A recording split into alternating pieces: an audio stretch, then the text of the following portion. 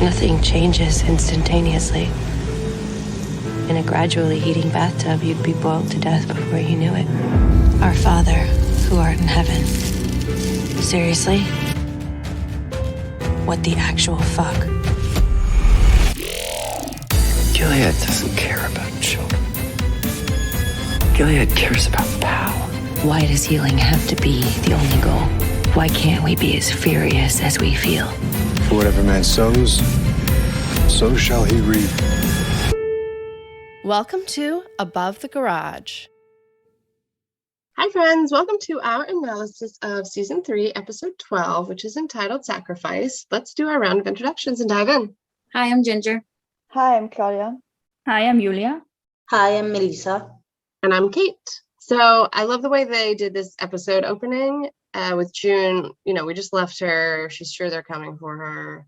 And June's facing the stained glass window in her room. And we see her from behind holding the gun that Lawrence gave her, loading it, cocking it. And she's saying, first you hear the van pulling up, tires on the driveway, doors closing, voices, footsteps, then boots on the stairs, boots coming. And we hear all those things as it's happening and obviously assume that it is what it sounds like. And she has the gun aimed at the door when frazzled Eleanor breaks in. I love Eleanor so much. I'm going to say that a lot.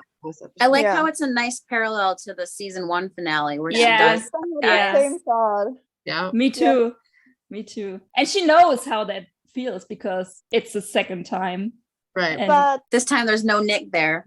Yeah, but it's at least a nice person again. Like it's at least Eleanor that was kind of funny.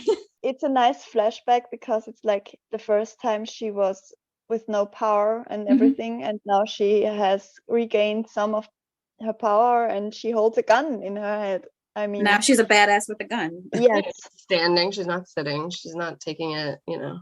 She's gonna take him out with her. And Eleanor is just hilarious because she's so funny. Like, she's not really faced by June just having the gun, and she's like, just leave it in here, okay? Right. It's okay. Yeah, she says, "Oh, you scared me," like, but takes it like really well, like kind of casually after. Yeah, like she didn't just have a gun pointed at her. Right, exactly. And she tells her there are men downstairs with Joseph, and June asks what they want, and Eleanor says coffee and sandwiches. And she's annoyed June hasn't immediately jumped to go help Beth. And she says again, go. And you should leave that here. Like, as such a side, like, casual thought. I love her so much. She's just like so casual about some insane things, and I find it delightful. June walks downstairs. We see a lot of guardians in the house, and she falters for a second on her way into the kitchen. And I thought Beth was giving her shit. I thought she was, I had to actually like absorb the words to understand this is not Beth giving her shit. She's actually praising her for what she did last night. And she's gotten this basket of muffins from Billy, it seems. Well, no, the Marthas at Jezebel's, and he's in. Yes. I thought the muffins looked weird.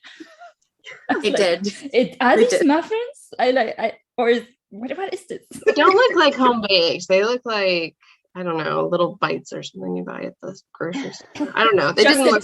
Maybe it's they missed the top or something. Yeah. Somebody ate the top and just sent the. Yeah, it did not look like a muffin. The opposite of muffin tops. I would not want that. But you're absolutely right. That's what it looked like. They did it in a hurry. So somebody ate the best part of muffins and just sent their leftovers. That's what I do. So it doesn't look so like I didn't do it afterwards, but now it makes sense. But maybe Jezebel muffins are different. Like they're not made like. I mean, they have a shortage of basically everything. So I don't know how good cooking and baking is working in Gilead. If you didn't have enough flour, Julia, would it not rise as well, I assume? I know nothing about baking. It wouldn't. Okay. Thank you. Yeah. I mean, you need yeast so it raises, but you don't need that much yeast because if you have time, it's okay. T-I-M-E or T-H-Y-M-E? Not the herb. I mean the time, like the clock time. The clock. I couldn't imagine time being a good replacement for yeast. I mean, that's what I was wondering. I know very little about it. What kind of muffins do you eat? I just wanted to say that I loved how relieved June looked when she got the news that Billy was in, because I think she really thought she blew it all with the death of Winslow, and she looked like she was almost crying of relief when Beth told him all Yeah, this. I like when Beth kind of picked up on that. Like, she was expecting June, I think, to be just like ecstatic, and she notices the mixed feelings on her face, and that made her see the bruise, and she realizes that something had to happen at Jezebel's. Yes. You know, But I think it's also, you know how like something doesn't seem real until you get like a confirmation, you know? So it's like, yeah, I'm going to get these kids out. But like, Yes. are you really going to be able to secure an actual airplane? So then when she actually finds out she can, it's like reality hits too. Like, oh, like this is intense now. Like now I really have to do this, and this is scary, and like, it's a lot. you know, so so you are excited, but it's like overwhelming, you know? Yeah. So many feelings going on with her right now. And we learn that flight's in a week. Then Sienna comes in and tells them that one of the commanders wants to launch an attack to teach them a lesson. Calhoun is furious about the Waterford capture. And June comes in, and Lawrence knows June's in there to spy, and asks if Sienna's busy, but he knows why she's there. And he keeps making jokes, and they're like getting very annoyed, asking him to take this seriously. You joke when it's open season on commanders. They want Lawrence to be like the face of the reaction because he has respect, or would he rather just hide in here with his books? And then Calhoun apologizes for being like too angry and says he spent the whole night at the hospital with his 3-pound Natalie baby, and that surprised me. Like, he actually cares about the kid enough to spend the night at the hospital. Did that surprise you guys? Yeah. At least it's his kid, right? I mean, Yeah. we assume. Yeah, I guess that's true. Yeah, but I still I feel like all these commanders are such assholes that when I hear they've been like human for a moment, it really throws me. I feel like we're also not used to commanders like having their own kid, because it feels like there's a lot of sterile ones too, you know? Right. Yeah. I think Calhoun is more, I don't know, more similar to Price than Warren. I think. You mean more faithful? Yes, and I think he's more believer than the others. Like, he genuinely believes in Gilead, and the others wants power. But Calum, maybe I think he wants a family and power and everything, and like, he's different. I don't know. I just feel like he's different from the others, and he also hates handmaids. He wants to have it proper and everything like it's supposed to be. Not going off and not going to Jezebel. Exactly. And I think that's why he's more like disgusted by handmaids, and maybe that's why he's like concerned about his son too. I mean, it's a boy too, right? Yeah. It's a boy. Yeah. It's a boy. It's the future of Gilead, right? So Exactly. But like, it was interesting what Melissa just said, because Calhoun is like the one who easily wants to just bomb everything. Yeah. I mean, I don't know how Christian that is to just want to go start a war. Yeah, but it's not like Gilead follows by the Bible anyway. I mean, none of this is Christian, really. I know, but like, when you say that he's faithful and believes in all of this, but again, he it doesn't make believes in sense. Gilead. He wants to protect Gilead. So as soon as Gilead is threatened by Canada for now, he's like, we want to shut this shit down, and immediately, and they know they have the weapon power to do it. It's really interesting how different all those three commanders are in the situation here. As we just said, Calhoun just kind of wants to declare war. Flat out war. Warren is more like, okay, let's wait and see what happens. And Joseph just wants to, he couldn't care less about Red, I think. Yeah. And Lawrence kicks them out, and on his way out, Putnam tells June, you might be the only one happy about this. No, that's not true. That was amazing. But I was surprised that he would interact with her at all. Yeah, really, because he's like, he's saying it so openly. So, I mean, of course, he knew most about the difficulties between Fred and June, I guess, because he was like Fred's bestie or whatever. And, but it's like, it was so forward, directly in front of the other commanders. Yeah. Yeah, surprised me a lot. And Putnam's not often funny, so. No. Though Big Skunks is not in this show. And Lawrence waits till he's sure they're out of there and tells June that she's off the hook. Well, off the wall as it happens. They think that Winslow was also taken in a plot at the same time as the Waterfords. The tricky Americans. Tricky Americans. Not tricky enough to keep America, but whoops. Yeah. The Waterfords are now in custody in Toronto, and he says they went rogue, expecting to get your baby back, but they were ambushed, facing trial as war criminals. I guess they didn't bring 52 kids with them. So very exciting news for June, but she's got a lot on her brain. And he asks about the deal with the plane, so he's on board. On his way out, he sees June still not like fully rejoicing, and he says, cheer up, Fred and Serena are toast, and you just got away with murder. All in all, not a bad morning. I like that. And it's so one true. of the best. Yes. Amazing. Did you notice that he's finally saying your baby? He listened the one time that she said, please don't say that's their baby, it's my baby. Yeah, I just found it sweet that he was actually focusing on that. Yeah, listening like some people do, changing their ways of speaking. You know what I wish we'd seen though? The conversation in the car on the way back from Jezebel's when he was probably like, well, which one did you get? Tell me that much at least if I'm going to die for it. I hope he was worth it. Yes. And her saying Winslow and he'd be like, yeah, it was worth it. Because Winslow had just broken his wife. I think that would be an enjoyable revelation to see. Yeah. Again, like I think she's overwhelmed because the people who've been abusing her for years and stole her baby and have done everything to her, raping her, they're actually like in jail, which seems just impossible, you know? And then she finds out that her daughter is safe. So that means Fred can't keep going after her. And June won't be put on the wall for murdering the Winslow. So like, it's been a very overwhelming morning for her. Like a lot happened in a span of what, like 30 minutes? I feel like you left the plane part out even, but yes. Yes, that's the point. plane. Yeah, these are like all these are big things to process. And you're not gonna get killed. Yeah, no, so much good stuff. Yeah. No, I think she had the whole night even to think about all of that, right? Because they went to Jezebel's at night and they come for the talk in the morning. So she basically was waiting for them to come and get her the whole night. So that must have been terrifying. So does that mean she had 2 consecutive completely sleepless nights? Because I believe she does not sleep through Eleanor's death. I mean, we don't technically know if she slept after she got back, but I'm assuming she did not. From Jezebel, right? Yeah, although she might have, I mean, she had to have had a concussion, so maybe she did sleep. The night after is Eleanor dying and she lays in her bed and you see the nighttime pass and then day come up. No, but really, you never get good news in Gilead. Or I should say you very rarely get good news in Gilead, and she just got a lot of good news. So yeah, and it's amazing. I totally forgot. I mean, I didn't forget, but it was just before that Winslow actually was the person that forced them to sleep with each other and hurt Eleanor, as you said, and of course that would be so good for him. And I never even clocked that Lawrence basically got his revenge through June. So wow. On both, right? Like Fred is in jail. And Winslow, right. And Winslow is dead.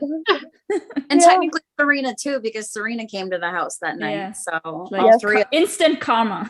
Yeah. Wow. Maybe I hope Eleanor knew before she died too. Then she's walking to the market with her pretty red umbrella, and June gets in line at the butcher behind Alma, tells her it's happening in a week from today. Bring the kids to the Lawrence's house and then to the plane. And Alma says Amherst is too far, talking about her son. And June asks, she's like, can get your mother to give them a message. You have to try.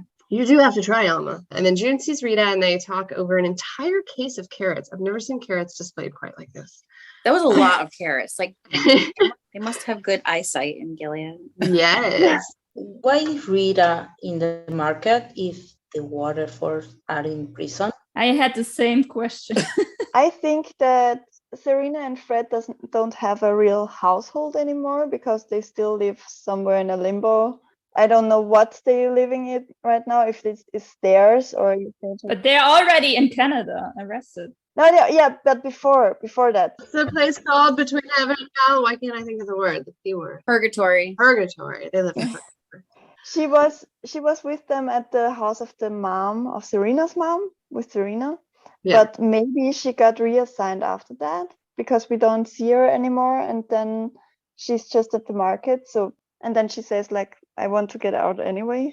Please let me in on the plan. I think she wants to help, which Yeah, sure, but Yeah. she's a confusing character for me. I love her, but I think she never did take any real risks before, other than getting June out and not June, the baby basically, or she wanted to get June out, yeah.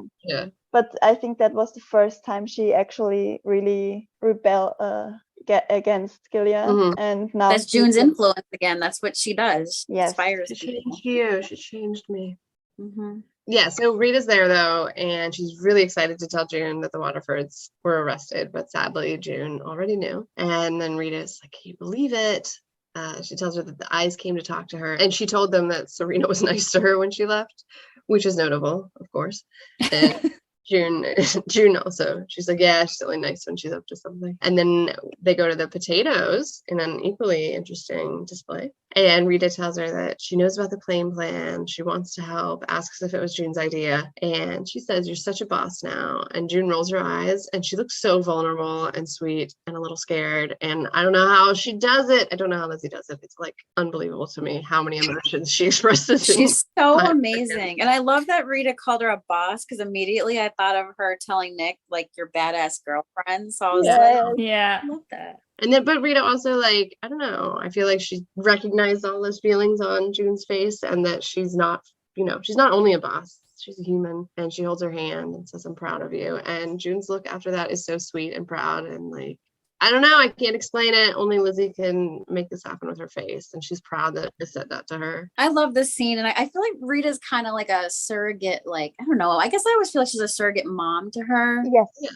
Like a mother figure. So like, I just love that she's saying she's proud of her, because especially because June doesn't really have anybody like that knows her really well. Like, doesn't have Nick. She knew Rita pretty well. Like, I mean, Beth and Lawrence and all of them don't. Right. And she can't be. They're not like super close, So I think to have somebody that you respect and who knows what you've been through for how many years, and she's been through it with her, like, to say, "I'm proud of you." Right. That's huge. And she's the only one that now in June's vicinity would understand the enormity of the Waterfords being captured too. Like, all of it. Like, Rita had to be in that market. That's why she was in that market, because June needed to see her. Yes. Yeah, probably. But yeah, I think it's really sweet that she has her. I feel like her and Nick, I don't know, maybe because they saw her like before she became a boss.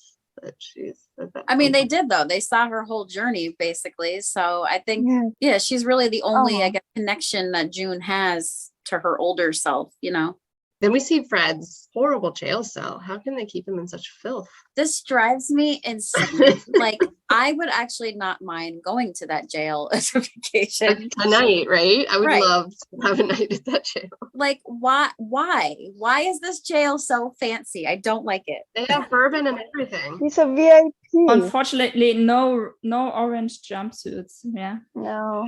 It's so annoying. It's so big. Like, I don't know why, but I was comparing it to like an expensive New York hotel room in my brain. I've stayed in expensive New York hotel rooms. They're not anywhere near that big. Exactly. They're like 12 feet wide. And this has got alcohol. It's got snacks. It's got a window. They can have visitors. They can see babies. Like, come on. But it makes a bit of sense, right? They want something from him. And if they treat him like a real bad prisoner, they won't get anything out of him, and they want to get it all. I don't know. How long do you think Fred would survive in a isolation? Or no, he would. He would not. I don't think that he would be like really cooperative, right? I mean, maybe he would be. I would cooperate more in this scenario where I wanted out. I think if you give the stuff willingly, you give out more and more sincere stuff than just scream something out just to get out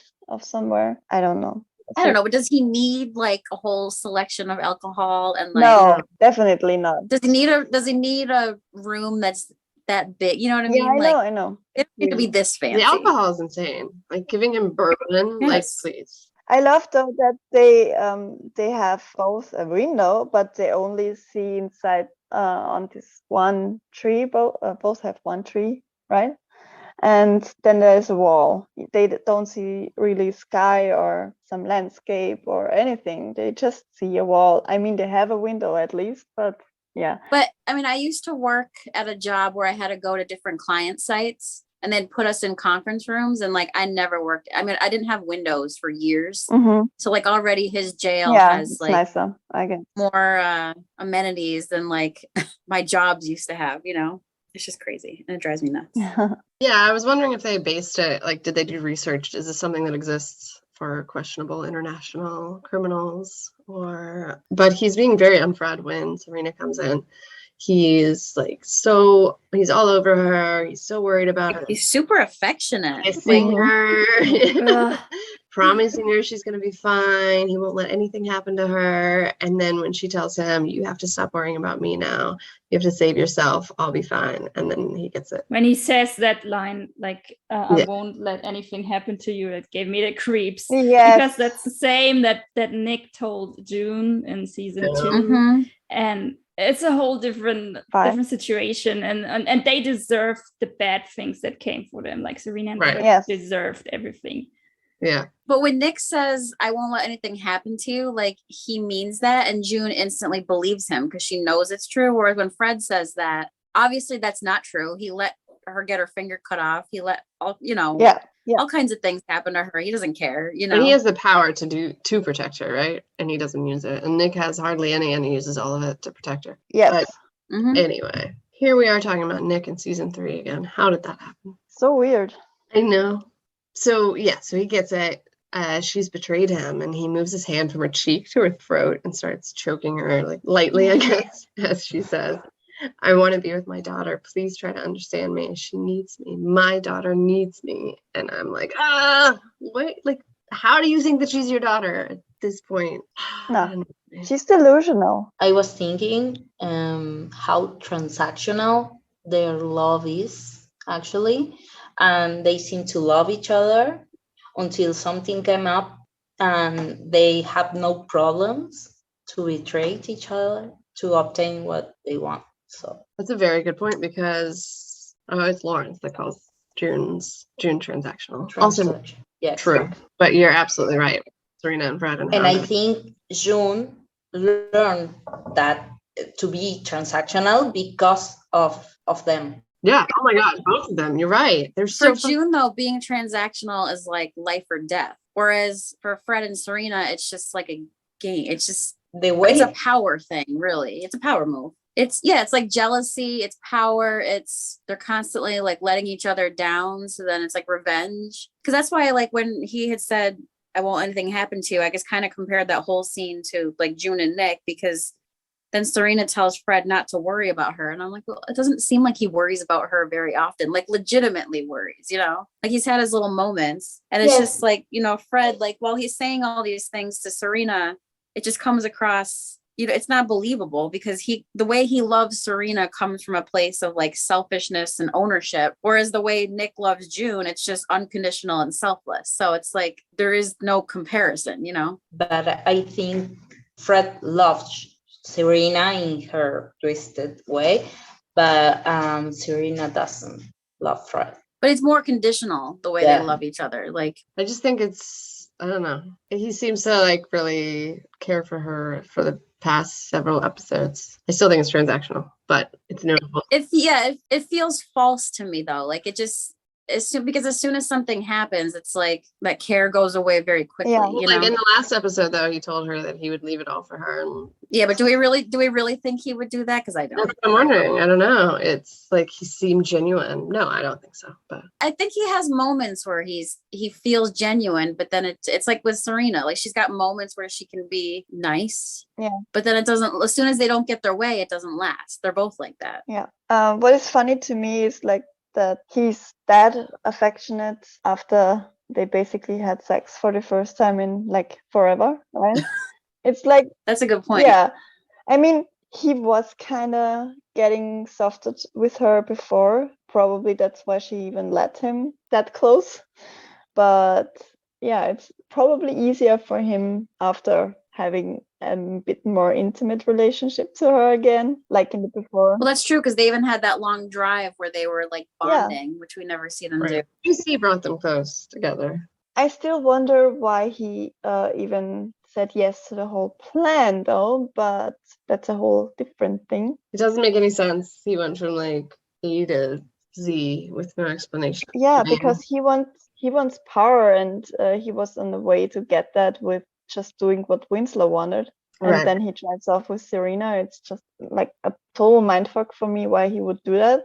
But maybe he thought that if they get the baby back, they would get power as well. And he tried to get that, because if he gets the baby back, he gets power and Serena back. If he doesn't get the baby back, he gets the power and Serena will be pissed. Maybe that's what he was trying to do. Well, he looks like a hero too if he gets the baby back on Yeah, his own. totally. It's so wild to me how much she fully internally believes Nicole is her daughter when she's not her daughter at all, though. Like, I mean, she fully believes it, like as if she's more her daughter than June's. It's crazy to me. Yeah. Back at the Lawrences, June sees Mrs. Lawrence freaking out against the wall, and June offers to go back with her, and she sees Mrs. Putnam and Winslow just in time to pray for Winslow. And Joseph asks her to join in and pretend she hasn't stabbed him in the last 24 hours. When Mrs. Winslow says she's worried about her children, Eleanor mocks her and says, "Your children?" And Lauren squeezes her shoulder to stop her, and June offers her prayer that God watch over Commander Winslow wherever he is. And Mrs. Winslow like seems to know what she's doing there and orders June to pray for Winslow's safe return. Then Mrs. Winslow turns to Lawrence and she begs him to help her get George back. She can't be a widow with 6 children, and Eleanor starts talking dangerously and stupidly. She says they can take them with them, and Lawrence tries to cover and act like she's talking about their home and not the cargo plane they're about to fly out of there. And she's just barely holding it together. Actually, I guess she's not holding it together at all. I do still enjoy the Lawrence's jokes. Mi casa es su casa. Yeah. That was so good. Oh my god. When in doubt, use Spanish. Well, I was just like, she's like, I'm so worried about my children. And I'm like, well, maybe your husband shouldn't have been at a brothel. Like, I don't know. Oh yeah. Oh my god. It's just, and it, you know, they're just, it's again, it's like they're all so family oriented, but they're really not, you know, like they're spending their nights sleeping around. And they are not even her kids anyway. Not even the baby. The baby's his, but not hers. So, but the others definitely are not hers in any sense. So it's like totally fucked up. I love that Eleanor called her out on that. I mean, it was dangerous, but yeah. No, I enjoyed that too. Yeah, she plays this part unbelievably, like Julie Dresden. I don't. She's so good. She's like my favorite character this season. Yeah. They have just only gotten no medicine for her anymore, right? It was just recently that right, it's all gone. So seeing her decline was really hard, I guess. But she has the medicine. That part's confusing. She has it. Oh, right. She has it. Wait. But no, wait. Maybe she maybe it's some different. other pills. Yeah, maybe it's not the maybe it's for one. sleeping or something. Yeah. Right. Sure. Yeah. So you can actually see the decline of her mental state each episode. And I should have felt that something like this was going to happen, but it really still was a surprise. Lawrence said in the last episode that the commanders failed to take mental health into the equation when they designed Gilead. And I think it's portrayed how little people were taken into account. Yeah. They were thinking about power and how to fix things, but they weren't taken into account how these people are going to live, you know, like simple things like this, medication, healthcare, or whatever, you know. It's such a huge mess, though. Like, it's totally. I wonder if they, the severe cases, I mean, she was pretty severe, I guess, but she had Joseph to cover for her and get her the medicine. But I wonder now if the more severe cases that were not living with a commander or something like that, that they were killed as well. No, I think they were probably killed, sadly. Yeah, that's gross. It is very gross. Good word. It is. It's awful. It's awful to think about. Luke and Moira and Holly are then going through a metal detector, and we learn from their anger at being considered the dangerous ones with these people It seems like they're visiting the Waterfords in their fancy jail cells. Moira makes a joke about baby assassin, about Holly being a baby assassin. I love that joke. I enjoy it. So good. But Luke is excited to see Fred in jail. I wouldn't get too excited, Luke. By the way, that baby is so cute. Like oh my god, I love that baby. She's so adorable. Especially in the room with Serena. Okay, we're gonna get there. But like calling that cute little cherub a baby assassin just makes me laugh. And just knowing that June is her mother, like actually Nick too. Now that I think about it. Anyway. Then Tuella walks into Serena's room and she looks beautiful, not in teal, and he tells her that and he flirts with her. She looks nice for her boyfriend. Exactly. It's so creepy this time around. I can't take it. He says, oh, I thought I had the wrong room at first. And she complains about being detained. And he asks how Fred took the news of her betrayal. And he says, well, he's not your concern anymore. And she says, he's still my husband. And he's like clearly disappointed. Clearly, definitely has feelings for her. And it makes me very uncomfortable and angry with him. Like watching how he interacts with everybody. Oh God, especially this next scene. Yes. Okay, let's just get there. Then Moira comes in with Nicole and Serena says, it's nice to meet you. She's trying to be nice, but Moira's not feeling it. She simply says, I'm June's friend, implying don't try and befriend me, rapist bitch. And Holly/Nicole is being adorable, babbling and chewing on Moira's shoulder. I love this baby. She's so cute. Yeah. So cute. I love her so much. And Moira's like so good at like being like awesome with the baby and then alternating her speech with Serena. And she reminds Serena that Holly is June's daughter. And Tuella tells Serena Moira will be waiting in the waiting room in response to that. He's such a fucking asshole. And then he gets mad as Moira gets a little more real with Serena, and he tries to cut her off when she is speaking to Serena unkindly. Moira says, you are still the same woman that held my friend down so your husband could rape her. And then Tuella says that's uncalled for. Like, what the fuck? Oh my, I get so irate because it's like, do you not understand what handmaids have gone? Like, do you not understand the difference between wives and handmaids? You raped her, and you just told me, who also got raped by her husband, that that's uncalled for me to like acknowledge the truth. Oh my god! Like, I don't understand why he protects Serena so much. Like, even if you have a crush on her, you don't know her. She's from Gilead. She is evil. I love that Moira said the line, you are the gender traitor, because it's like, that's the fucking truth. Yeah. It makes me so angry that Serena basically betrayed all the women. Yeah. No, it's like, and I hope that Serena internalized that as much as she internalizes Nicole being her daughter, because it's actually true. She actually like betrayed her gender to the point of their own like sexual slavery. Like, come on, please snap out of it. Oh yeah, and so when he tells her that it's uncalled for, Moira tells him, fuck you. Oh, she screams at him, fuck you. And continues, Fred raped her too at the whorehouse. And then while she's like continuing, Tuello is forcibly removing her. He's literally like pulling her out of the room as if she's the one in the wrong here. And she's a woman too. Like, it's not like, because later on, when, Luke and Fred, like, I feel like Luke got more leeway than Moira did. It's like Moira can't say a word to Serena. Again, her friend's rapist. Like, she's literally holding the baby of the woman who her and her husband raped June. I mean, I know Tuella doesn't know that yet, but wait, how did she even agree to give her the baby? Now that you're saying it like this, I'm like, wait, this is insane. You would never ever agree to let her hold this goddamn baby. It was part of the deal, I guess, that Luke and Moira agreed to, so that were happy with the fact that Fred would get in jail, and they don't really have to get give the baby away, because as soon as Fred and Serena are in Canada, they don't have to fear that they take the baby back to Gilead.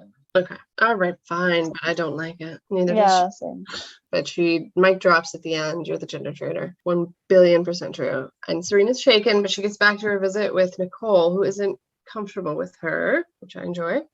And then when Serena says, it's your mama, the court-ordered chaperone tells her she can't use terms like that. It will confuse her. I love that chaperone, by the way. I know. Yeah, it was cool. She's more reasonable than Tuello. Also, like the look, Nicole's look was so sad when Moira left and she was put into Serena's arms, and she instantly had a sad look on her face. Yeah. She's like, don't leave me with this lady. She's scary. Yeah. I love that Serena got a throwback to real life and to Earth from her high horse at that moment, because I mean she gets repeatedly being edged on with first the Moira stuff, and then the clock starts to run, and she's like noticing that she really has just 1 hour. There's nothing else. She doesn't get to have the baby. She has it for 1 hour and then she will be gone again. And then the baby doesn't want her there and fusses the whole time and everything. And it's like, it's so nice to see her get kicked around like that. It's like she deserved that. It's a beautiful moment. I like that too, especially because after Moira left, she thought it's going to be all good. And no, yeah, we're still in reality. Yes. Can't Gilead your fantasy. Then we're at the Lawrence's and he's yelling at some commander on the phone, trying to avoid war, telling him he cannot close the border. The effect on trade will strangle us. I didn't realize the border was all that open to begin with, but this is going to be bad for June, who's watching the call, which Lawrence only discovers after his call ends, and he says he should put a bell around her neck. I really enjoy all of his lines. I know, but we say that every time he speaks, and I'm like, he's got the best one-liners, and they just don't he's stop. got the best delivery, yeah. And then I'm envisioning June like with the little cat bell like around her neck. Me too. I couldn't help it because I have a cat. But yeah, exactly. And he tells her to move up a departure day because of the border closure, and she's like, it doesn't work like that. And then Eleanor is she's trying to leave the house, looking like as frazzled as ever. She's going to the Salinger's house. There's that sweet little boy, David. We can get them out.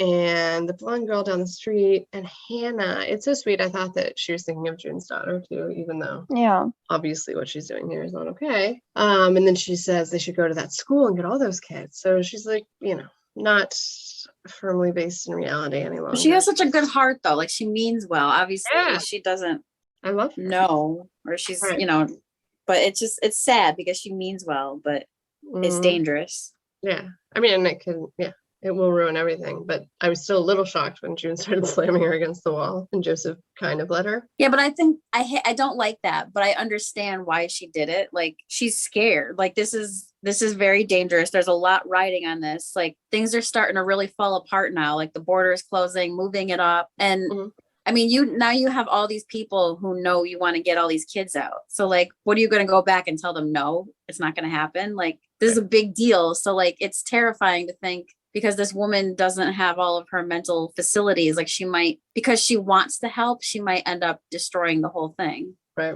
Yeah. And she's yelling, "Do you understand?" Which is a common phrase in this show I've learned in the rewatch. And Joseph yells enough, and Eleanor finally snaps out of it and says, "No, June's right. I wasn't thinking." And Joseph tells her that all she needs to do is think about our life when we're out of this place. And she questions the hour of it. Can we really do that? And then she walks off.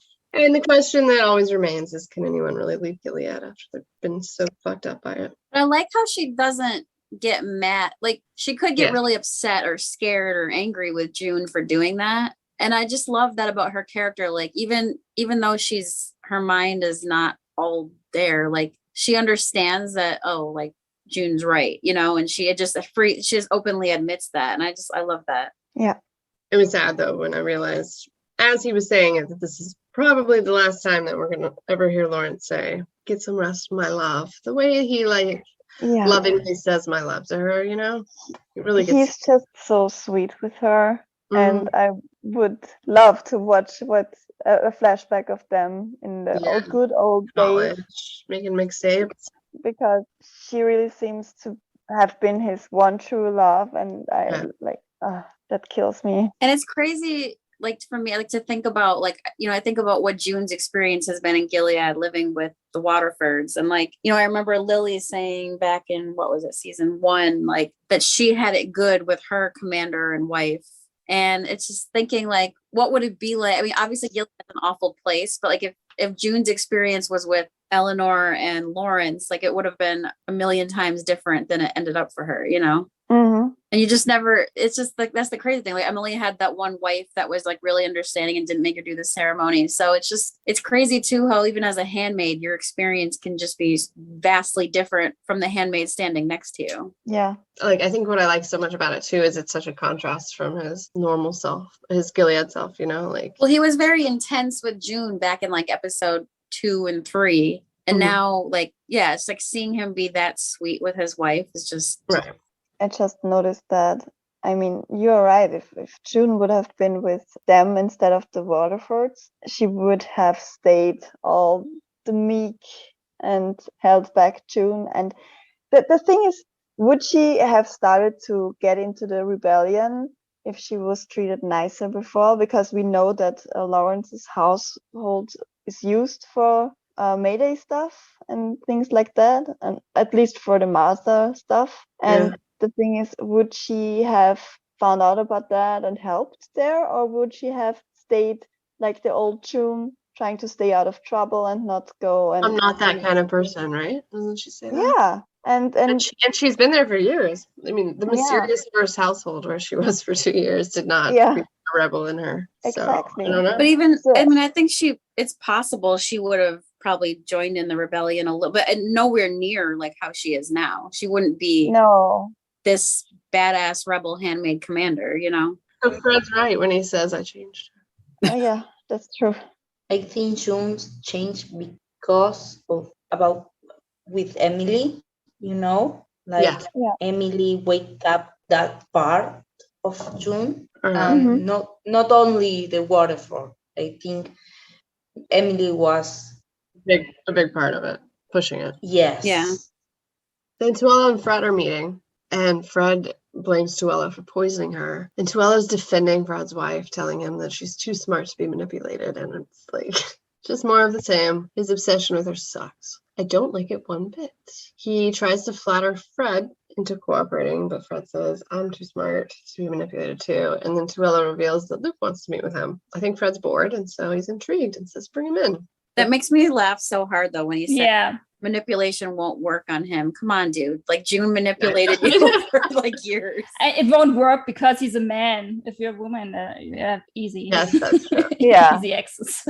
And also, it really annoyed me when Fred had said to Tuello, you exploited her obsession with that baby. Like, again, right there, he's showing that the baby means nothing to him. Yeah. She's a power. Yeah. Well, he's making all these videos and working with Canada and like propaganda and all that garbage, but he doesn't give one single shit about this baby at all. Right. And then the last episode, he says, like, I want to see my baby. I want to see my daughter grow up. I want to see her, like, first steps, whatever. Anyway, it's clearly bullshit.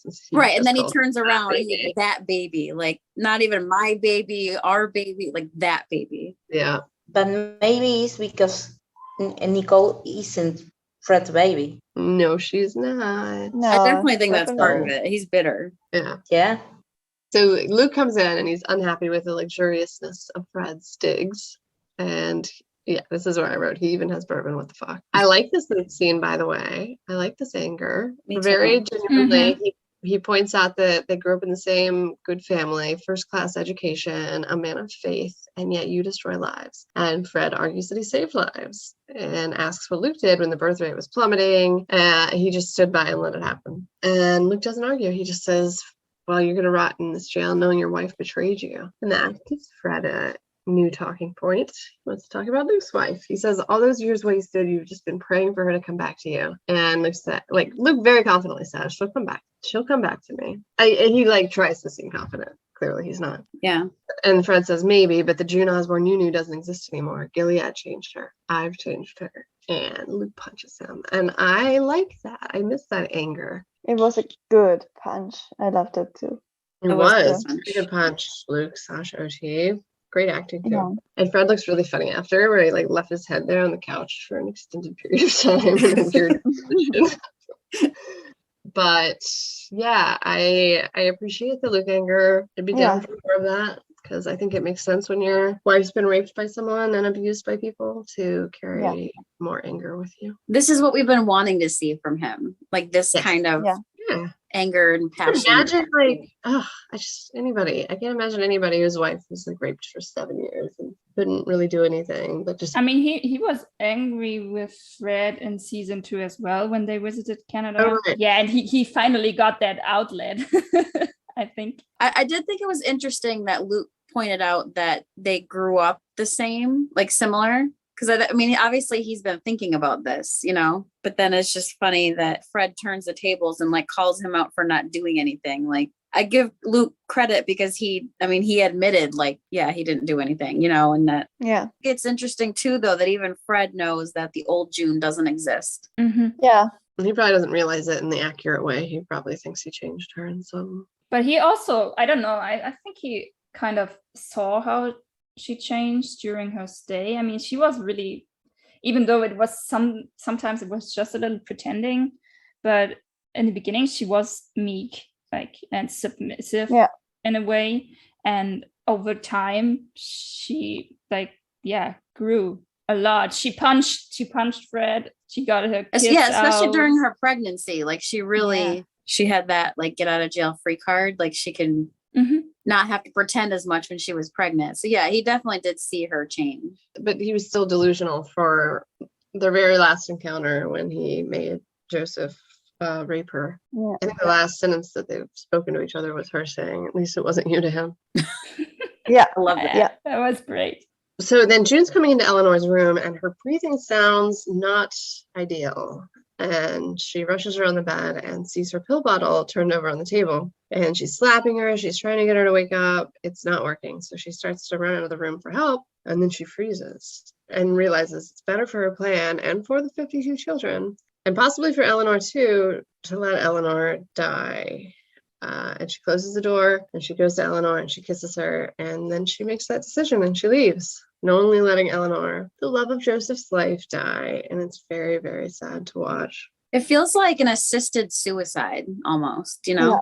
Yeah. But she's about to be able to get medicine. I don't know. I don't know. I thought about the fact that what would happen if June called out for help and they would get her in an ambulance and help her in the hospital, because I mean, suicide is a sin, right? Yeah. In the Bible. So if Gilead would be really shitty, they would basically shut the household down, right? I mean, Well, at they did least to Janine. They saved Janine in order to kill her, right? yes. Yeah. And I don't know if they would have killed her or anything, but they would have lost a lot of power, I guess, because of that. And then they wouldn't have gotten any medicine and wouldn't have gotten out. And so basically getting help for Eleanor would not have helped her at all, because it would have made it even shittier, I guess. Yeah, and I just feel like she's gonna suffer no matter what, because realistically, even if she got it's not like life in Canada would have been a picnic. I mean, she would have gotten the medicine and the psychological help she would need, but still, yeah, it would be a big struggle. I mean, maybe she would have made it at some point, but I know someone really dear to me that really struggles with things like that, with anxiety and everything. And even if you have the medicine and have the treatment, it's like, it's hell. You can't just get out. So yeah, I get it. So for me, it was like, I got that June was helping her too with it, and that she realized that as well, not just the plan, but for her Eleanor as well. I feel like selfishly, but I mean, you can. I believe she'll rationalize it that way, but I don't know. I think it's a combination of things, though, because even if you think about it, like, you could say it's selfish because she wants this plan to follow through. But then if you think about, well, what is the plan? It's rescuing lots and lots of children. So it's like that's a really good thing too. You know what I mean? Like, and if you don't do that, you're going to have children who grow up, especially girls, in this place to be raped and abused and all that. So it's a very gray area, you know. And I think it's really everything. I think there is selfishness, but then it's also compassion for Eleanor and just knowing that, and if Eleanor does end up spilling the beans, like, everybody loses. Yeah. And it was a big struggle for June afterwards. She didn't do that lightheartedly. You can see her after that struggling with that decision the whole time. So I don't think she just was like, okay, well, that helps the plan maybe, or something like that. She was really taking a hard time on that. Yeah, and I just thought about it because now I'm thinking back to the earlier episode where Lawrence and June, you know, where he made her pick the 5 Marthas to save. And she was like, you know, No. She had to make a decision. Why don't you say, I want you to save them all? And he's Yeah. like, 5 is better than none. So like in this case, letting Eleanor go means you save all these children. So she's kind of also learning the lesson that Lawrence wanted to teach her. Yeah. There was a scene like this in Breaking Bad, which was not so. Walter didn't have a good reason for letting Jesse's girlfriend die. But anyway, I just equate the two, and it's very sad. Letting someone die would be hard to live with. Yeah. Why do you think Eleanor killed herself? What was her last reason? Well, the last thing she said was like, he said, our lives together. And what did she say? Can we do that? She didn't believe that they could like be happy. They can't leave the place they created and then go live happily in Canada, is my opinion.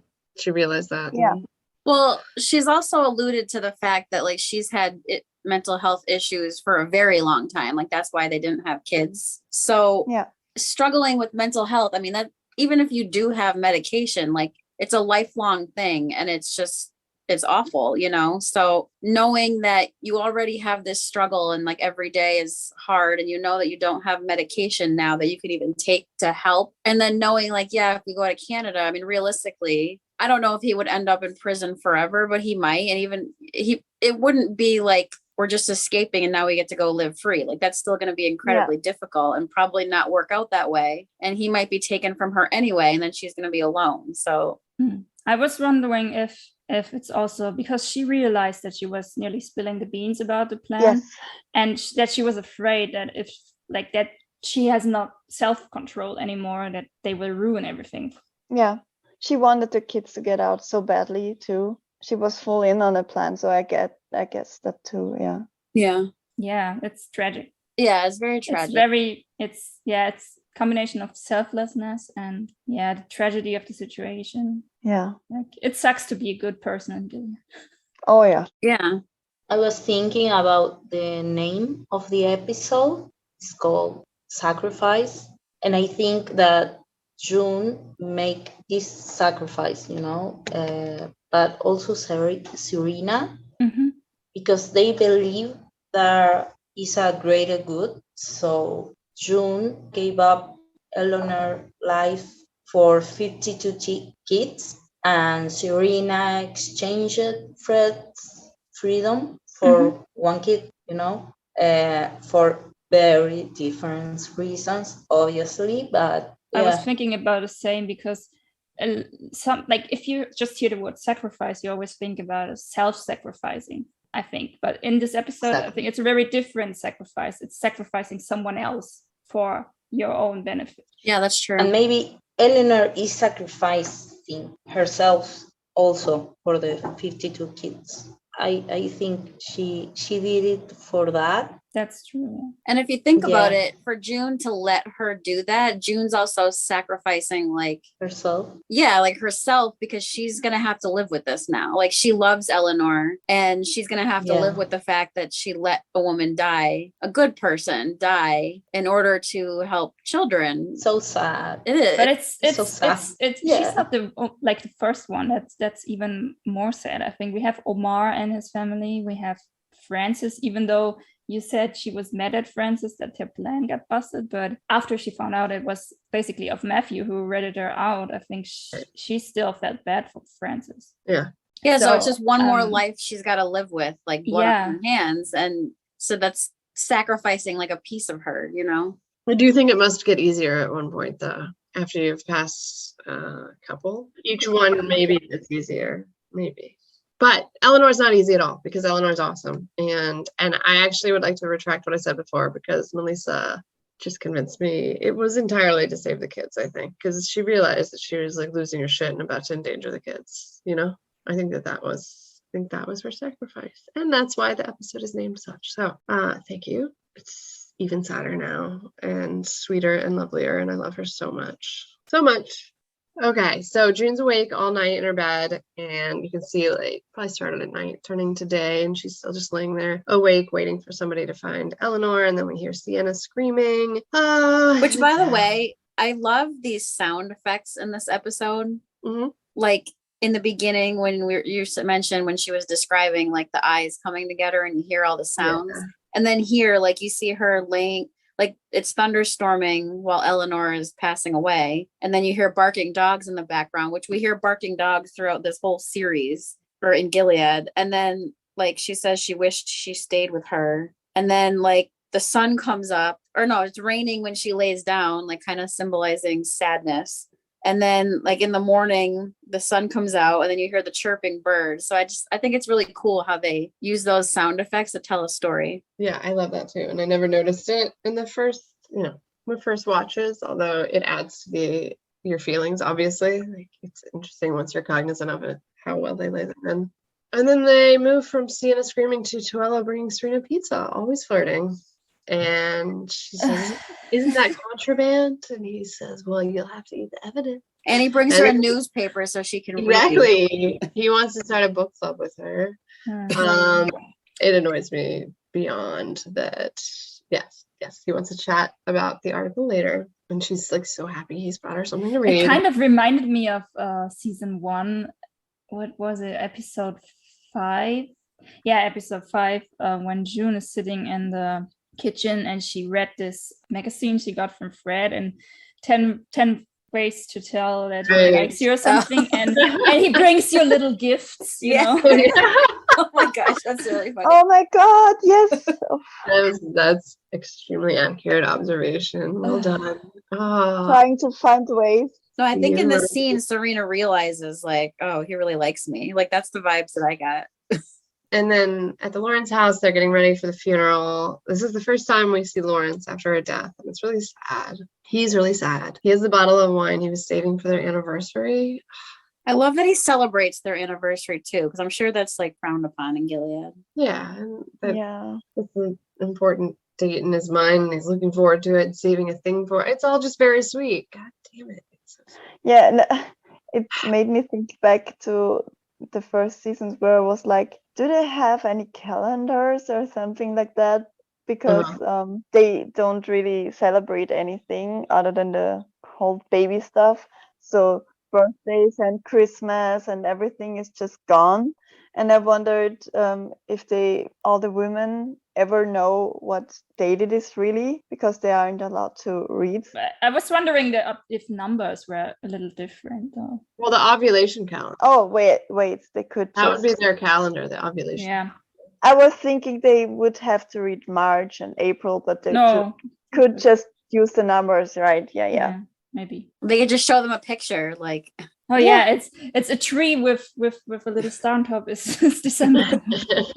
Heart means February for Valentine's. Yeah. I bet they celebrate that. We never see any calendars or them recognizing that there is any special date. So that was the first time. Yeah. But isn't there this one scene where Emily mentions that it's her son's birthday soon? Yeah. Oh my god. Maybe she's just been keeping track. Maybe the commanders have like a calendar in their office. Yeah. There is a computer. There are computers that people can access. So they probably have some idea. Yeah. Okay. So he was just talking about the bottle of wine he was saving for the anniversary, and June is relating to him, saying Luke bought her favorite Pinot Noir for the wedding, but when he left it in the car overnight, the whole case of bottles froze. And Lawrence tells her that he kept the border open. Super sadly. It's also sad. And he says it's hard for the council to argue with a man who's in mourning, even for them. And June, like, authentically, genuinely, tearfully tells him how sorry she is. And he says she was so fragile. I let her go to her room. As he's talking to the woman who let her die purposefully, he says, I could have checked on her. And June says, I could have checked on her. How true. And she tells him what a kind woman she was. He agrees and walks off just in time for June to, it seems like, let her guilt really sink into her for a minute. Yeah. Well, I think she apologizes to Lawrence and like, I'm sorry, because that's what you say to somebody when someone passes away. But I feel like she's also saying that because for her, it's like, I'm sorry, this is my fault. Mm-hmm. Yeah. And then I think she's also trying to make him feel better again, because he can't know that she's the one who let it happen, but she doesn't want him to feel guilt, and she wants to feel like she's trying to take on the guilt, I guess, Yeah. It's such a hard thing to live with. So anytime that she let herself think about it, I like that we get to see a moment where she seems to do that. Or a couple, because are we at the graveside next? Yeah, because then we're at Eleanor's funeral, and June's the lone handmaid in the back with Sienna and Beth and Lydia. And Putnam's saying the prayer, and as he's saying it, I was wondering, like, is this specific to her? Because he said, "May the Lord forgive her sins." And I was like, it could just be a Gilead thing, but I believe maybe it was suicide specific, because Putnam then asks for all of their own forgiveness for not easing her pain. And I was really surprised that he said that. It seemed like very un-Gilead of him. Yeah, definitely. Yeah, like, I was very shocked. Then June asks Lydia to excuse her while she joins Lawrence at Eleanor's graveside. She asks if he'd rather be alone, and he doesn't respond, so she joins him. And she's crying, and he's looking at her, and I wrote, like, is he angry? Does he suspect? It kind of looks to me like he's accusing her and she's apologizing without words. Yeah. And I could be totally wrong, but I thought that was really, really incredible acting in their faces in that scene. And then the final shot is the June we're used to, plotting and looking up from under her black bonnet. And yeah. My final note was, by the way, the black bonnet really throws me off. I guess it would be like seeing Nick in red. Or Nick in any other color besides black. Any color, gray even. So do you guys think that he knew or suspected? I think that he started to get some weird vibes of her in the kitchen, and then when she joined him there and looked at him like that, maybe he clocked it, and I guess he understood it. That's why he wasn't like going full rogue on her or something like that. But of course he's mad. But I think I felt that he was realizing that she must have let her go or something like that. And he was mad, but he couldn't change it. And he knew probably that this was the better thing to do. And that, I mean, it's shitty to say that, but it is. I remember when I first watched it, I actually thought that he was kind of suspecting her. And I don't know, I go back and forth, but I think either way, he knew it wasn't going to end well, and it was just going to get worse for her. And as it was pointed out already, he basically taught her how to decide between two things to get the better part that's still shitty, but she decided to get the kids out, which was the better choice, I guess. Yeah. No, but I guess thinking about that lesson that he taught her, then that makes me think that he does know, realize that what happened. Exactly. I think he started to suspect something in the kitchen, and then he mulled over it, and when she came up and looked at him like that, yeah. And she mirrored the way he was standing too, like she crossed her hands in front of her. Yes, she did. He also, like, from early on, we learned that he clocks things like immediately. He's very observant, and I think that the more I think about it, the more I'm pretty sure he knew. I'm not saying he would like let that fully sink in, because then he wouldn't be able to work with her, but I think that he probably knew. They already have that understanding between each other. Like the moment she came in with the drinks instead of Sienna, when Putnam and Calhoun were there, he immediately knew that he has to make an excuse for why she's being there, because he knew that she needed to hear it and be there. So yeah, they have the understanding without words. Okay, so I think that's a wrap on our spoiler-free analysis of this episode. If you are a new watcher, you probably want to leave now before we talk about the episode in the context of the show to date, which is through season 4. So come back on Monday for our analysis of the season 3 finale. Thank you. Curtsy.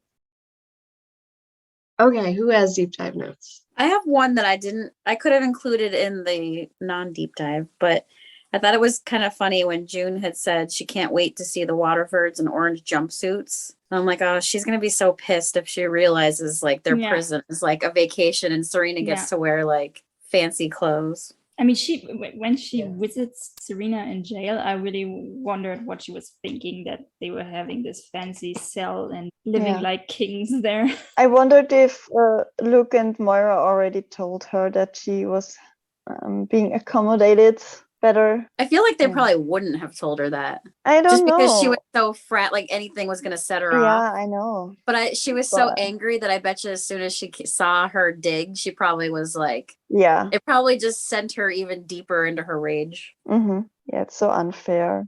Yeah. I have a note about Fred and Luke moment, and maybe this is a bold statement, but I think that Fred was right when he told Luke that the June Osborne he knew was gone, but we have known for a while, especially in season 4. But I think Luke knows that deep down, maybe that June has changed, even when he knew all the things she had done in Gilead. But I think he doesn't understand exactly because he's obviously oblivious and he doesn't understand what is to be like living in Gilead. But also I remember Sylvia's face when Emily was giving her statement to the Canadian government, and she was shocked. But at the same time, you could see that she understood what Emily had to do. A lot of things she had to do, a lot of things in order to survive. Maybe that's. I was thinking that maybe Sil understand Emily because they are both women and gay, and that's the difference why Luke can't comprehend how these things in Gilead change a person, Yeah, and he even highlighted that in this episode, how he grew up so easily. He's had such an easy life, right? Good family, first class education, no struggle. Exactly. Obviously, he's African American, and that would come with struggles. But it seems in relation, like you're saying, to June or Moira or Emily, and that's a good point. Well, and as growing up as a man, like in a patriarchal society, it's different. Like, so as a woman, you're already lower, you know what I mean? And yeah, exactly. I do. Yeah. I don't know. I guess I find it interesting because we always talk about how clueless Fred is, and for him to like realize that June, is gone. Yeah. I feel like at this point, like, it almost felt like when Luke said that she would come back to him, I feel like he was kind of trying to convince himself of that. It's interesting to see Fred though, like, so effectively punch Luke emotionally with both of his statements that June's not going to be the same. She's not coming back to you that way. And you did nothing, right? I mean, those are probably two of the best ways to hurt Luke. And Fred is not one that typically gets to those so quickly. And he did. And Luke couldn't. I feel like Luke didn't actually make Fred. I mean, it's very hard to make Fred feel emotionally bad. Impossible, maybe. So that's why he punched him instead. But he punched him because Fred effectively hit him where it hurt emotionally, like twice. He knew exactly how to get him. But then you kind of like segue into Fred, like he says June's never coming back to Luke. And we know that she physically came back to him, but like emotionally, her heart is still with Nick. Yeah. Or at least part of her, And what he said is true. She's so changed that I think if Nick were not in the equation at all, that there'd still be they can't. Oh no, I fully don't think, no matter, take Nick out of it completely, there's no way they would last anyway because she's too different. But, I just thought it was funny that Fred had said Gilead changed her and I've changed her. And then you compare it to Nick in season 4 saying June changed Gilead, she changed me, she changed Lawrence. Yes. And it just, again, it points out the difference between these two men and the way they love. Like I said earlier, like Fred is selfish. Gilead changed her, I changed her. Like he gives her no credit. He treats her like the child that they always do. Whereas Nick says it, June changed Gilead, she changed you and me, like giving her all the credit, Yeah. And, yeah, exactly. I just realized when you said that actually Lawrence said that she will never come back to you. She's never coming back to you line. And I know we know that she actually did come back to him twice, so 3 times after that. So and here we have Luke saying she will come back to me, and Nick fully agreed with Lawrence and said, yeah, no, she won't come back to me. And he got the reverse card here. Yeah. Like Uno. yeah. But they're polar opposites. You're absolutely right. And how they think about her and how they expectations, everything about them. It's amazing how this is like weaved in such a clever way. This is what I love so much about the show, though, how they do that. Like, they really pay attention to all these little tiny details. Yeah. I don't know. I think it makes the story better because these parallel, I mean, Yeah, all of these sure. people, like, it's not even just Nick and Luke, it's Nick and Lawrence or Fred and Serena. Like, there's parallels between all of them. Yes. And I can segue from this to one of my points when Eleanor said, can we really leave all of this behind when we get out? And we see June definitely can't leave it behind. I mean, some can, like Moira, apparently, even though I hope she still has the fire in her, right? And it will come out. But people like June have it deeply, deeply set in their souls. And I mean, she has still the kid, Hannah inside of Gilead. So she literally can't stop. And it's not even just Hannah. She has still friends there. She has Nick there. And just knowing what they did to them, like, even if she had everybody back, like, they still destroyed her life. I don't think that she will ever be truly free in her mind after that, even after years, even after Gilead may have burned down and everybody's out and everybody's happy again, but she will always have this part in her. Yeah, so Eleanor was right.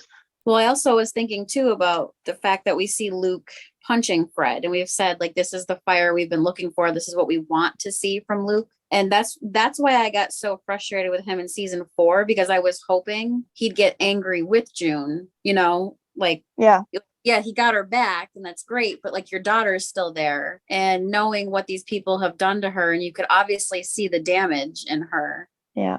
My only deep dive note was that, and it's a season 5 reference, that's why I was just thinking of it, was that I like that Christine Coe's new rebellious character is named Lily, and the original Off-Glen Red Center bombing with Lily. So yeah, yes, I noticed that too. Go back to her. Yeah. My next note was the fact that Fred said to Serena, "I pity the child that has you as her mother," and she's right now in this moment already pregnant. So I had that note too. All right. I mean, I do too, kind of. I don't know how this is going to turn out later on. I think it's not going to turn out well. If she gets to have the baby really for herself, if she really is a mother, or is like Fred said, needs to be pitied because she's like a horrible person.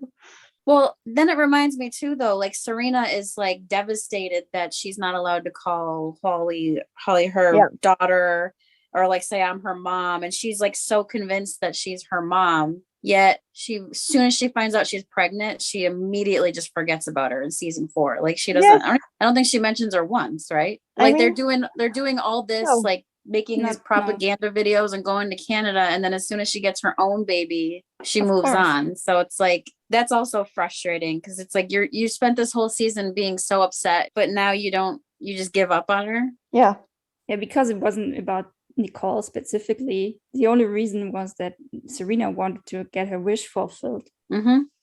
The one point I already kind of mentioned in the spoiler free was, well, Calhoun's agenda, kind of, because he was already wanting to go to war. I think it was in episode 3 of season 3 where they have this meeting in Lawrence's room, and he's already talking about taking back Chicago and bombing Chicago and whatever. And he's talking again about war with Canada. And well, then we have episode 5 of season 4, Chicago, where he actually gets his ways with the bombing. Yeah. So I don't really want to see a full-fledged war in season 5 with Canada, so please don't do this. Well, Lawrence also says in this episode, boys will be boys, when they're talking about blowing things up. Because then I was thinking about that too, because like that, well, then they actually do blow things up next season, or season 4. Oh, they do. Exactly. Girls blow shit up too. Oh yeah, they do. I look forward to that. It's so funny that Calhoun is the one that always immediately jumps to that, and even when all the others are hesitating and like, we should just wait and see. And he's like, is he the youngest out of them? I mean, apart from Nick, but Nick is the lower He commander. seems like it. Yeah. So he's maybe just easy with the trigger finger. I wonder what his job was before Gilead. Yeah. I was thinking about this earlier in our conversation, actually. Like, I'd actually like to have Bruce Miller or someone on and just like, what was Calhoun's background? Like, make them just like create their backgrounds in the head that they like dreamed of, you know, because he's thought about it. Yeah. And it's really interesting also because we were talking about Calhoun, and we were earlier also talking about Putnam, that he's kind of very different, that he's more of the raiding type, and and that he wanted to wait for the response of Canada. And I was thinking, like, when he gets to visit Fred in season 4 and he says, what do you actually do to get me back here? Well, you are in our thoughts and prayers. So that's like Putnam's way of handling things. Yeah. It's unfortunate we hear it so much in our day-to-day here also, though. Yeah, it's crazy. Yeah, when I read some of the tweets or whatever those Republican politicians sometimes say, or like they're like doubling down on the 10-year-old like rape victim that should have had the baby. Like, what the fuck? It feels like it has to be fake. Like it can't. Like, people can't really feel that way. I know, it's so crazy. Ugh. When Lawrence was on the phone, when he had told June he should put a bell on her, he said to her afterwards, it's easier to get into a conflict than out of one. It reminded me of when Nick had said, once you get in bed with the government, it's not so easy to get out. So, which I forgot that Lawrence had said this, because I feel like that's another reinforcement to June. Like, Nick mentioned that in episode 6. Now Lawrence is mentioning that here. So it's like these two are planting those seeds in her head too. Again, which I think June kind of realizes in season 4 with Tuello, which brings me to another point. But Tuello, he's always been like dismissive of, like, he was dismissive of Moira, telling her it was uncalled for to say that kind of stuff to Serena. He was dismissive of June in season 4. And like, she was pissed off at him in the finale, which I think even then she was realizing again, like what these two men were saying to her, that you try to work with the government and it's just... they have their own agenda, Yeah. They don't give a shit about us. Oh, yeah. Nick was so right. Since you mentioned Lawrence and Nick's relationship again, when I talked about that earlier, I had the note that I think that Lawrence realized in season 4 that Nick is similar to him as well, that he notices it, and that's why he's trying to show him the ropes more and everything. And I think he really truly felt sorry for him about the fact that he can't move on, because he totally understood how that feels. Because he's the same in that regard. So I have one more note on Lawrence when he says you got away with murder to June. And well, she clearly did here, but it seems that she will not get away with Fred's murder. Or will she?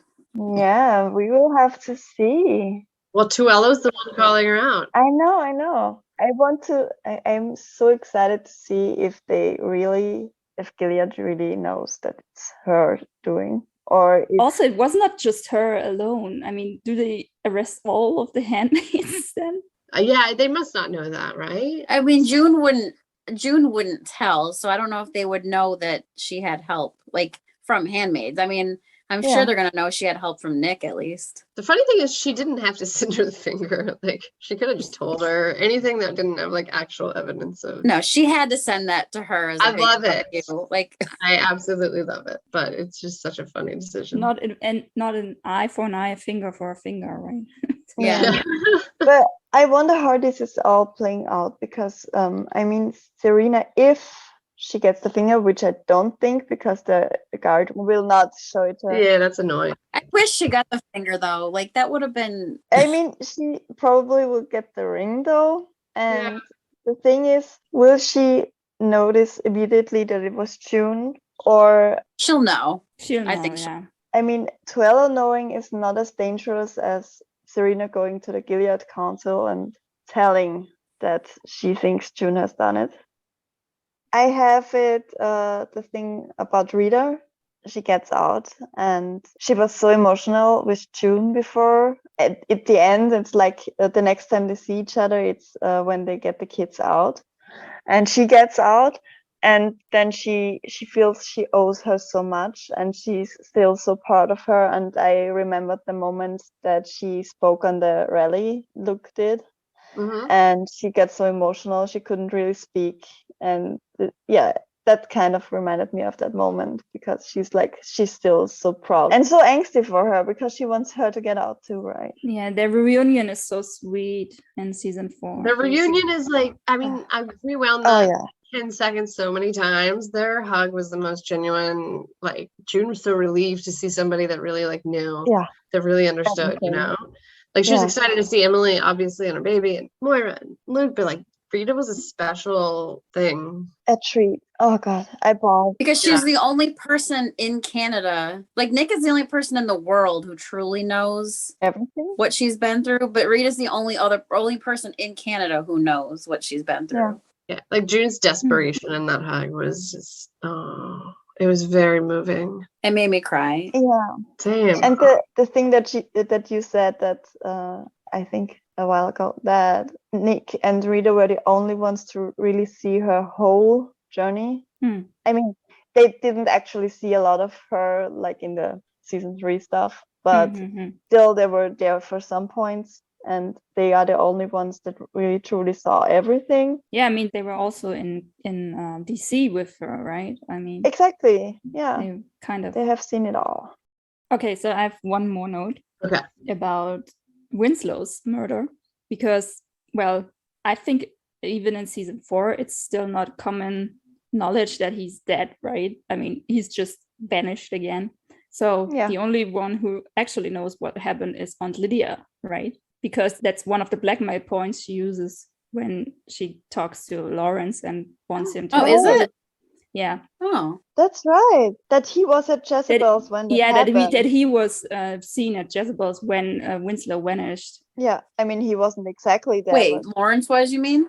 Yeah, Lawrence was at Jezebel's. He was waiting right outside. No, I know that, but how does Lydia know? She said because she has contacts with Martha's and other Jezebel girls. Right. I mean, they're aunts also in Jezebel's, right? So yeah, they know. No, Aunt Lydia knows everything. Yeah, and I mean, what I wondered about was the fact that we get to hear in season 4 that they raided the club afterwards and killed off a lot of people, it seems. And I wonder why they did it, because they must have realized he was killed there, right? And I always wondered how. Nobody knew. Well, I mean, I don't think they go and reserve a room there under their name. They probably just have the rooms and use them whenever they see fit. I mean, someone had seen him clearly being there, at least. Yeah, that's true. And so he vanished in Jezebel, so there must have been some shady things going on there. So more people than Lydia must have known. I mean, the Marthas who cleaned up the place obviously knew. Yeah, but sure. I know, and I mean, they wouldn't have been as secretive as we probably think. So they talked. Yeah, and Gilead probably didn't wait for any proof of that and just jumped on it and killed everybody. Yeah, it doesn't. I don't think it's really important that he was killed there or not, but just that like something fishy was going on there. And then you also have all those black market trades and stuff like this. I think that's probably reason enough to close that place down. Oh God, thank God that I mean, we know what happens to Beth, but thank God she wasn't there anymore when that happened, because she was at Jezebel's just a few months back, I guess, and now she's at Lawrence's, and now they are raided and everybody's killed. I mean, it doesn't take long after that she's killed too, but everybody got killed at Jezebel's? In season 4, not everybody, but in season 4, the one Jezebel that is in the in episode 2, she means. Exactly. That talks to June. Oh, the other Jezebels. Yeah, the Mayday Jezebel. The Mayday Jezebel. Right. And she said that I think she meant that everybody was killed but a few, and she was one of the lucky ones that got out. One last point, I don't think Dylan, Alma's son, is taken with, because she would have found him in the park of kids and they would have showed their reunion, and she would probably Yeah. wouldn't have left his side, and she would have gone to the plane with Stay him. behind. No, she would have gone. Yeah. That's why So, I don't no. think any of their handmaid friends got their kids. I don't think they did. No. Yeah. No, they didn't. And then I realized that, that's a really sad note to end in, but I'm so sad that Alma never got to see him again, and Dylan probably will never know what happened to her. I mean, I think he was really young when they split up, so he doesn't really remember her anyway. It seems like he was a baby. Yeah, but at one point, if Gilead falls, I think at one point he will want to know about her, and there will never be any real trace of her. I think June, or I think people will seek out their friends' children if they're able to. If Gilead falls. Yeah, okay, that relieves me a bit. I mean, I would seek out all of your children. I wouldn't I would literally seek out all of your children. So that's sweet. June would seek out Alma's child. Well, you would. It's important. No, it is. Yeah, I wonder. It is. I keep thinking, I wonder if Janine's gonna find out about her son. I kind of hope. Oh God. I think that is going to be a fun for Bruce, bittersweet part of if she is able to escape.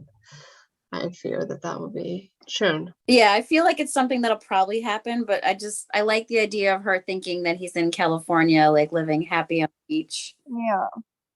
Okay, I think that's a wrap on our analysis of season 3, episode 12 of The Handmaid's Tale. Come back on Monday for our analysis of the season 3 finale. Thanks for listening. Bye. Bye. Nothing changes instantaneously. In a gradually heating bathtub, you'd be boiled to death before you knew it. Our Father, who art in heaven. Seriously? What the actual fuck? Gilead doesn't care about children. Gilead cares about power. Why does healing have to be the only goal? Why can't we be as furious as we feel? For whatever man sows, so shall he reap.